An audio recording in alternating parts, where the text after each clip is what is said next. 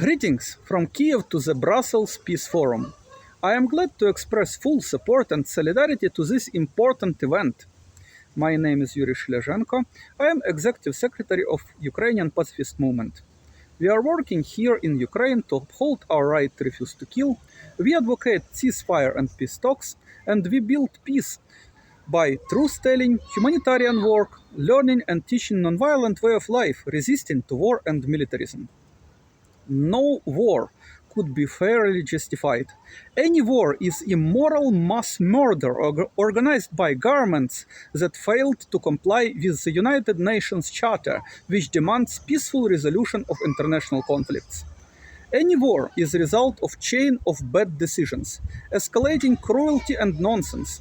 The choice to expand NATO and impose Western empire on the East and South instead of building trust and democratic global governance in United Nations and OSCE, the choice to expand Russia empire by slow subordination of former Soviet republics, including Ukraine, the choice to seize power by armed coups in Kiev, Crimea and Donbass instead of reconciliation between pro-Western and pro-Russian circles in Ukraine through constitutional way, in parliament and during elections. The choice to wage war in eastern Ukraine, a choice to trample the Minsk Accords, the choice to invade, the choice to demonize the enemy and harass war criminals, to drag people into mid-grinder against their will.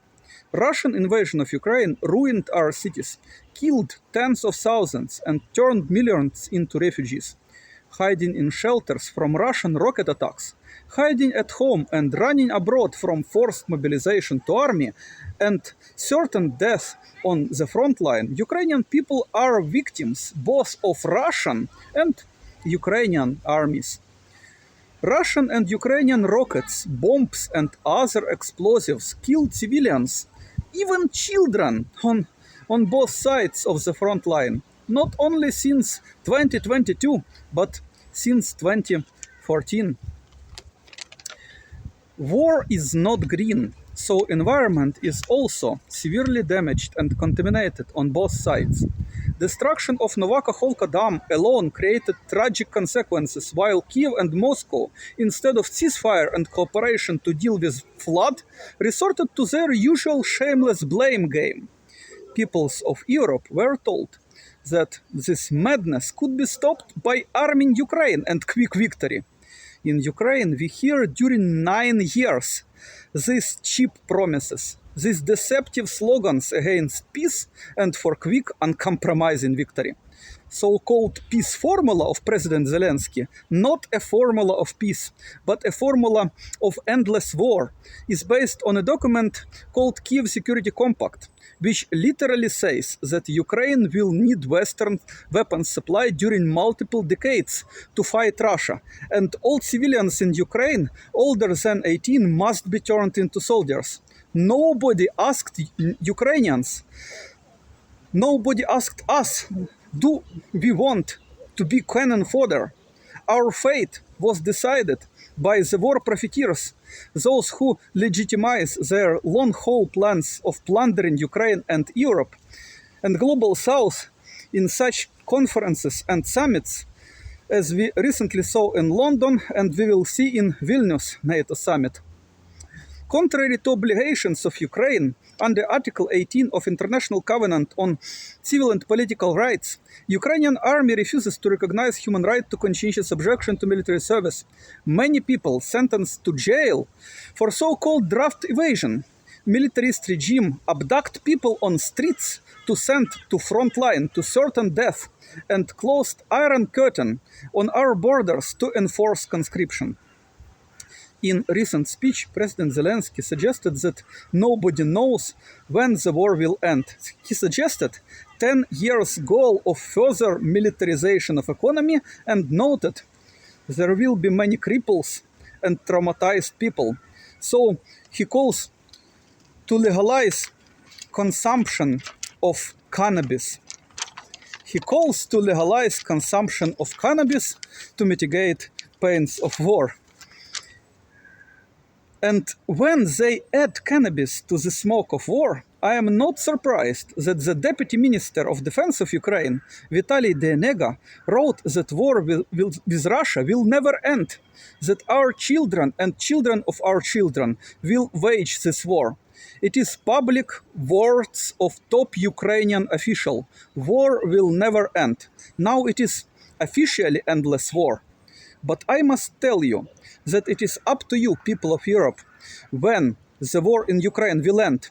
You are paying for the war directly by your taxes and indirectly by your declining welfare, in result of inflation which robs you of your savings.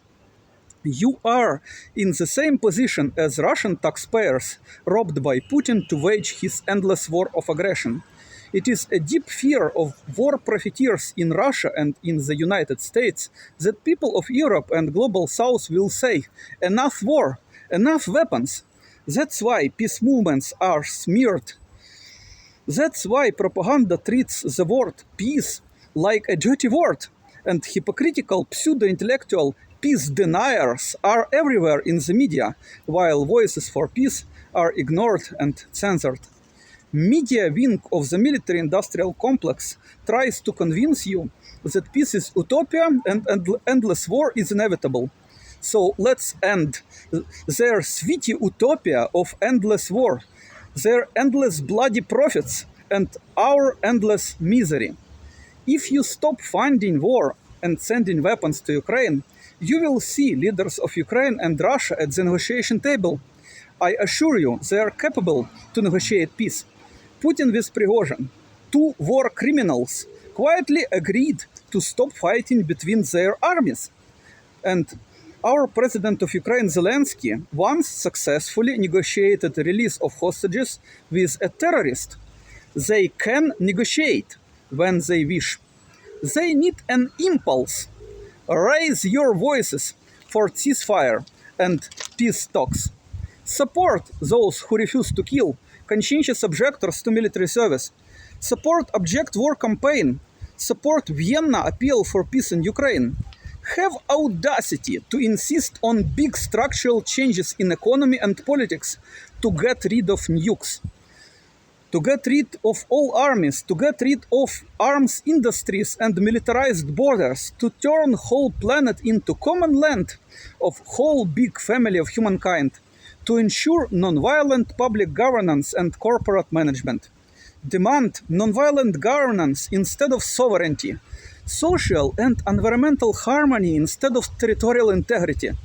Insist that the only way to get rid of wars is to learn how to resist aggressors and tyrants without violence, following examples of Mahatma Gandhi, Martin Luther King, and peace marches half a century ago when millions took streets of Europe. Weapons don't save lives, they kill. Scrap the weapons. Your choice to resist war. Every individual choice for peace can be decisive. In the world where everyone refuses to kill, there will be no wars.